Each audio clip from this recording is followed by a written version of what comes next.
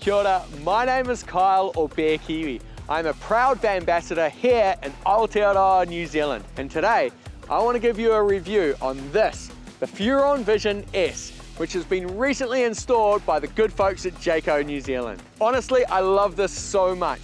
In the past, I've tried to use those big clunky extra mirrors that you put on your wing mirror, and I've just found them be useless.